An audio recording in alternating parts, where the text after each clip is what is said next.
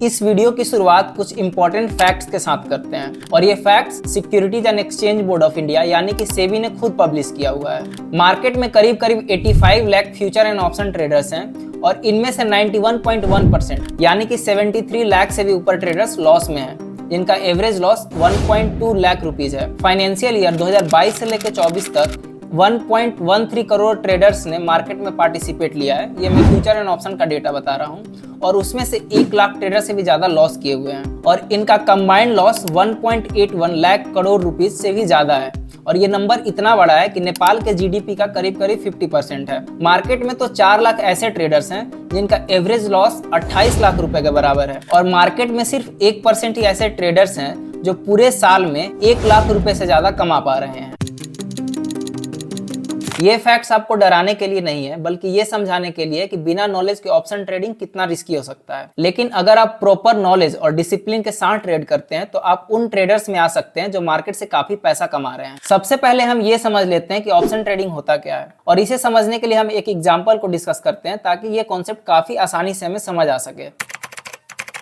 आपका favourite phone launch होने वाला है जिसका प्राइस 50,000 रुपीज है। इस फोन का डिमांड काफी हाई है और आपको ये डर है कि कहीं ये आउट ऑफ स्टॉक ना हो जाए फोन के लॉन्च होते ही। तो इस केस में आप उस शॉप पे जाते हैं जो ये फोन बेचने वाला है और वहां पे 1,000 रुपए का एक बुकिंग अमाउंट देते हैं और इस फोन को बुक कर लेते हैं। तो जिस दिन फोन लॉन्च होता है उस दिन भले ही फोन का प्राइस कितना भी हो, आपको वो फोन जरूर मिलेगा और वो भी 50,000 रुपए में ही। अब ये मान लेते हैं कि फोन के हाई डिमांड होने के कारण फोन का प्राइस 50,000 से बढ़ के 60,000 हो जाता है। तो इस केस में क्योंकि आपने बुकिंग करा रखा है तो आपको वो फोन 50,000 रुपए में ही मिल जाएगा। और सेकेंड केस ये भी हो सकता है कि फोन के लॉन्च होने से जस्ट पहले उस पर एक ऑफर आ जाए और फोन का प्राइस 50,000 से घट के 40,000 रुपए हो जाए। तो इस केस में आप अपने बुकिंग को कैंसिल करा देंगे जिसमें आपको 1,000 रुपए का लॉस हो जाएगा और आप उस बुकिंग के थ्रू नहीं अलग से उस फोन को 40,000 रुपए में खरीद लेंगे। तो आपका जो नेट लॉस 10,000 रुपए का हो सकता था वो घट के सिर्फ 1,000 रुपए का ही रह जाता है। और अगर फोन का प्राइस बढ़ के 60,000, 70,000 या 80,000 भी चला जाता है तो आपको वो फोन 50,000 रुपए में ही मिलेगा क्योंकि आपने ऑलरेडी बुकिंग करा लिया है। तो अब हम एक और एग्जांपल डिस्कस कर लेते हैं जो कि स्टॉक मार्केट से रिलेटेड है और इन दोनों एग्जांपल्स को कंबाइन करके हम बड़ी आसानी से सीख लेंगे कि ऑप्शन ट्रेडिंग होता क्या है। सपोज एक कंपनी है जिसका नाम है एबीसी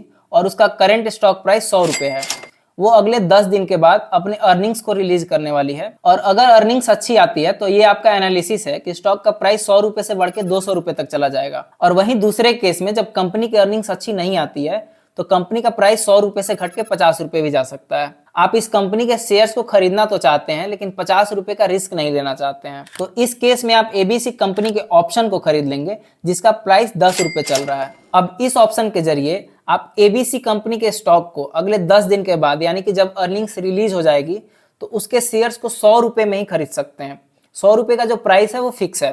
अब भले ही कंपनी का प्राइस 200 हो या उससे ज्यादा हो, आप 100 रुपए में खरीद सकते हैं। ये आपके पास राइट है बट ऑब्लिगेशन नहीं है।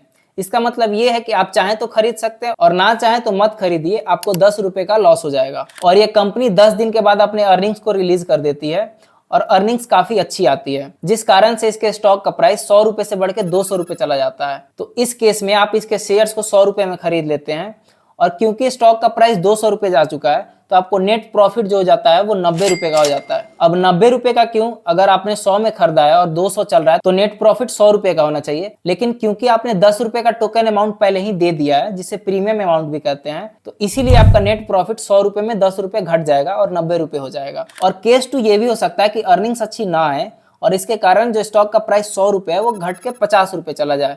तो इस केस में आपको लॉस सिर्फ और सिर्फ 10 रुपए का ही होगा क्योंकि आपके पास ऑप्शन है शेयर्स को ना खरीदने का और इसीलिए इसको ऑप्शन कहते हैं क्योंकि आपके पास एक ऑप्शन होता है कि आप शेयर को खरीदे या ना खरीदे। अब शेयर्स का प्राइस घट के 50 रुपए आ चुका है तो इस केस में आप शेयर्स को नहीं खरीदते हैं और अपने लॉस को लिमिट कर देते हैं सिर्फ और सिर्फ 10 रुपए के बराबर। आई होप कि आप इन दोनों एग्जाम्पल्स को रिलेट कर पा रहे होंगे और अगर आप इन दोनों एग्जाम्पल्स को समझ चुके हैं तो यहाँ पे हमारे लिए ऑप्शन ट्रेडिंग को समझना काफी आसान हो चुका है। अब आइए हम ऑप्शन के डेफिनेशन को देखते हैं और इसे बहुत ही सिंपल टर्म्स में समझने की कोशिश करते हैं। ऑप्शन एक डेरिवेटिव है जो बायर्स को ये राइट देता है बट ऑब्लिगेशन नहीं होता है। मतलब बायर्स के पास ऑप्शन होता है कि वो खरीद भी सकते हैं और नहीं भी खरीद सकते हैं। किसको? तो अंडरलाइंग एसेट को।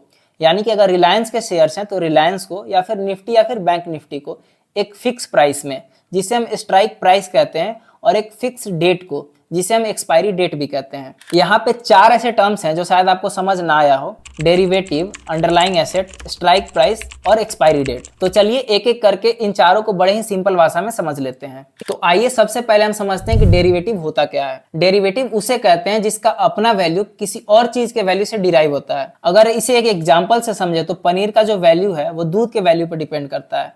यानी कि एक पनीर है जो दूध से डिराइव होकर बना है, तो जैसे जैसे दूध का प्राइस बढ़ेगा वैसे वैसे पनीर का भी प्राइस बढ़ेगा, और अगर दूध का प्राइस घटता है तो साथ में पनीर का प्राइस भी घटेगा। तो यहाँ पे पनीर एक डेरिवेटिव हो गया और दूध को हम कहते हैं अंडरलाइंग एसेट। अब अपने फोन के एग्जाम्पल को देखें तो आपने जो 1000 रुपए का बुकिंग कराया था उसका रिसिप्ट हो जाएगा एक डेरिवेटिव, और उस रिसिप्ट का यूज करके जिस फोन को आप खरीदेंगे उसे हम कहते हैं अंडरलाइंग एसेट। और एबीसी कंपनी के केस में एबीसी कंपनी के ऑप्शंस हो जाते हैं डेरिवेटिव, और एबीसी कंपनी के शेयर्स को हम कहते हैं अंडरलाइंग एसेट। यहाँ पे आपको डेरिवेटिव और अंडरलाइंग एसेट का कॉन्सेप्ट समझ में आ चुका होगा।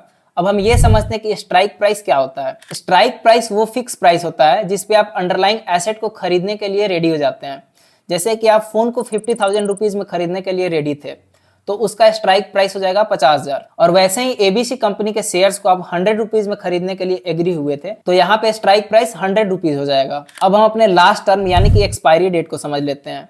तो एक्सपायरी डेट वो डेट होता है जिस दिन आप अंडरलाइंग एसेट को खरीद सकते हैं। मोबाइल वाले एग्जांपल के केस में जो एक्सपायरी डे है वो हो जाएगा जिस दिन फोन लॉन्च हो रहा है। आप उस शॉप ओनर को 1 साल बाद रिसिप्ट दिखा के ये नहीं कह सकते कि आप मुझे फोन दे दीजिए, क्योंकि वो कॉन्ट्रैक्ट ऑलरेडी एक्सपायर हो चुका है। वैसे ही एबीसी कंपनी के केस में जो अर्निंग की रिलीज डेट थी, यानी कि जिस दिन कंपनी अपनी अर्निंग्स को रिलीज कर रही है, वो एक्सपायरी डे हो जाता है, और उसी दिन आप अपने ऑप्शन का यूज करके एबीसी कंपनी के शेयर्स को खरीद सकते हैं। आई होप कि आपको ये कॉन्सेप्ट समझ में आ चुका होगा। और अगर आपको यहाँ पे थोड़ा भी कंफ्यूजन है तो आपके स्क्रीन पे एक टाइम स्टैम्प आ रहा होगा, आप उस टाइम स्टैम्प से इस वीडियो को दोबारा देख सकते हैं, आपको ये कॉन्सेप्ट क्लियर हो जाएगा। ऑप्शंस 2 टाइप के होते हैं, कॉल और पुट। हम कॉल ऑप्शन को बाई कर सकते हैं, सेल कर सकते हैं। सिमिलरली पुट ऑप्शन को भी हम बाई और सेल कर सकते हैं। अब आइए हम ये समझते हैं कि कॉल ऑप्शन और पुट ऑप्शन होता क्या है। तो अगर आपको ये लगता है कि किसी शेयर का प्राइस बढ़ने वाला है तो आप कॉल खरीद सकते हैं और उस केस में आपको प्रॉफिट होगा अगर शेयर्स का प्राइस बढ़ेगा तो। और अगर आपको इसके अपोजिट ये लगता है कि शेयर्स के प्राइस गिरने वाले हैं तो आप पुट खरीद सकते हैं, और जैसे जैसे शेयर्स के प्राइस गिरते जाएंगे हमारे पुट का वैल्यू बढ़ता जाएगा और हमारा प्रॉफिट भी होता जाएगा। तो इसको शॉर्ट में अगर हमें कहना हो तो हम ये कह सकते हैं कि अगर आपका मार्केट में बुलिश व्यू है तो आप कॉल को खरीद सकते हैं, और अगर मार्केट को लेके आप बियरिश हैं तो आप पुट को खरीद सकते हैं। तो इसी कॉन्सेप्ट को अगर हम स्टॉक मार्केट वाले एग्जाम्पल से रिलेट करें तो अगर आपको ये लग रहा है कि अर्निंग्स अच्छी आने वाली है तो आप कॉल को बाई कर लेंगे और उस केस में आपको प्रॉफिट होगा। और इसके अपोजिट आपको ये लग रहा है कि अर्निंग्स अच्छी नहीं आने वाली है और स्टॉक का प्राइस 100 से गिर के 50 जा सकता है, तो इस केस में आप पुट बाई कर सकते हैं। इस वीडियो में अभी तक हम ऑप्शन बाइंग समझ चुके हैं, यानी कि कॉल बाइंग और पुट बाइंग क्या होता है। हमारा अगला वीडियो कॉल और पुट पे एक डिटेल्ड वीडियो होने वाला है जिसमें हम ये समझेंगे कि ऑप्शन बाइंग क्या होता है, ऑप्शन सेलिंग क्या होता है, और साथ में हम ये भी समझेंगे कि कॉल और पुट को कब बाई करना है ताकि हमारा प्रॉफिट मैक्सिमम हो सके। तो अगर आप वो वीडियो देखना चाहते हैं तो चैनल को सब्सक्राइब कर लीजिए ताकि वो वीडियो आपसे मिस ना हो जाए। तो अब हम बढ़ते हैं वीडियो के लास्ट टॉपिक की तरफ जो कि काफी इंपॉर्टेंट है। अगर आपको लगता है कि एबीसी कंपनी की अर्निंग्स अच्छी आने वाली है और उसके शेयर्स के दाम बढ़ने वाले हैं तो आप इस केस में उसके कॉल ऑप्शन को बाई कर लेते हो, लेकिन क्या आप उस ऑप्शन को 1 या 2 क्वांटिटी में खरीद सकते हो?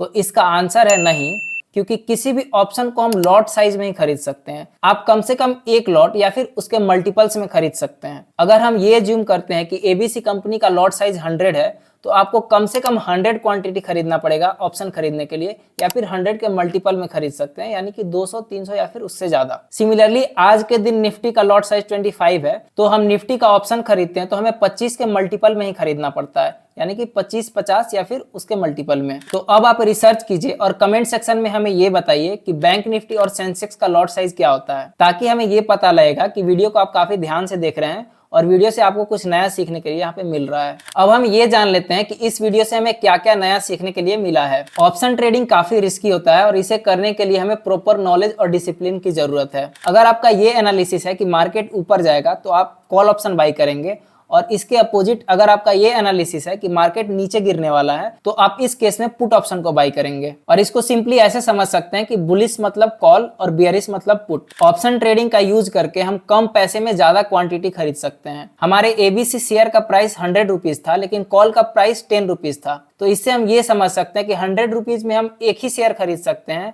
लेकिन 100 रुपीज में हम 10 ऑप्शन खरीद सकते हैं। और ऑप्शन का यूज करके हम अपने रिस्क को कम भी कर सकते हैं, क्योंकि हमारा रिस्क लिमिटेड हो जाता है। वैसे ऑप्शन ट्रेडिंग में काफी रिस्क भी होता है और आगे आने वाली वीडियोज में इसे हम समझ लेंगे। हम ऑप्शंस को कम से कम एक लॉट या फिर उसके मल्टीपल में ही बाय कर सकते हैं। तो ये इस चैनल का पहला वीडियो है और उम्मीद है कि आपको इससे कुछ ना कुछ नया सीखने के लिए जरूर मिला होगा।